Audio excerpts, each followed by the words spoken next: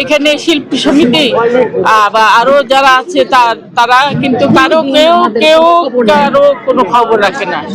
কেন কেন মারা গেল, কি জন্য মারা গেল, হঠাৎ করে একটা মানুষ মারা যেতে পারে না, স্বাভাবিক তো মনে হয় না। কারণ এরপরে শুনলাম যে সে অসুস্থ ছিল অনেকদিন।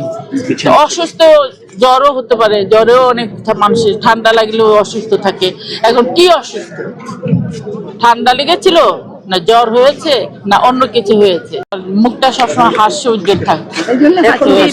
এখন যে দেখে আসলাম মনে হলো যে হাসিটা রয়ে গেছে, ওই হাসিটা। আর কি বলবো, হ্যাঁ 6 তারিখে আমাদের মুক্তির জন্মদিন ছিল, তখন আমরা গিয়েছিলাম, ওই লাস্ট দেখা।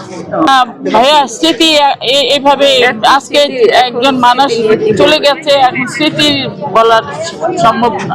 স্মৃতি হাজারো স্মৃতি আছে। আপনাদের কাছে অনুরোধ থাকবে, সে যে মারা গেল, কিভাবে মারা গেল এটা দেখেন এবং আপনারা দোয়া করেন, আল্লাহ যেন তাকে জান্নাতবাসী করেন, দোয়া করেন। একটা ভালো মানুষ, আমরাও আমরা সেটাই জানি। আমরা আমাদের কাছেও বলা হয় না, আমরা যখন যেতে চেয়েছি মানা করা হয়েছে, দেখতে দিবে না।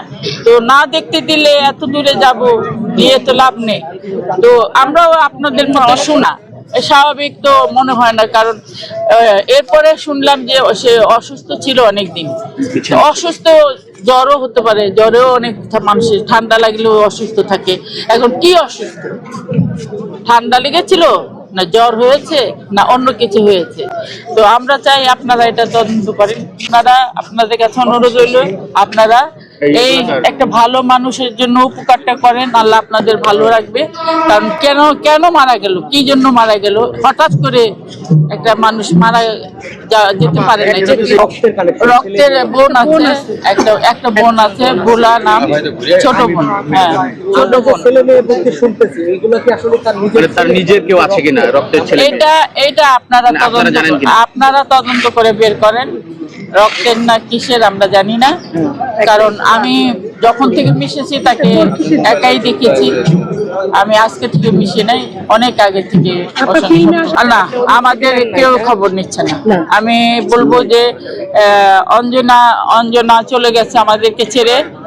আমরা যে বাসায় থাকি, আমাদের কোনো কাজকর্ম নেই, এফডিসিতে আসি না।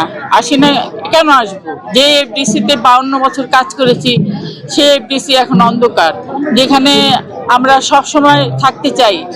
শিল্পী হিসেবে এফডিসি আমাদের, আমরা দাবি করি আমরা থাকতে চাই, কাজ করতে চাই প্রপারলি। কিন্তু এখানে শিল্পী সমিতি বা আরো যারা আছে তারা কিন্তু কারো কেউ কারো কোনো খবর রাখে না। এই যে যদি খবরই রাখতো তাহলে আজকে এই মানুষটার এই অবস্থা হতো না। যদি খবর রাখতো তাহলে তো আগে থেকেই আপনারা জানতে পারতেন যে সে অসুস্থ আছে, বিছানায় পড়ে আছে। আমরা চলে যাওয়ার পর কোনো কদর পারবে না, মরে গেলে আজকে আজ পর্যন্ত কদর থাকবে, এরপরে কদর থাকবে কি থাকবে না জানি না।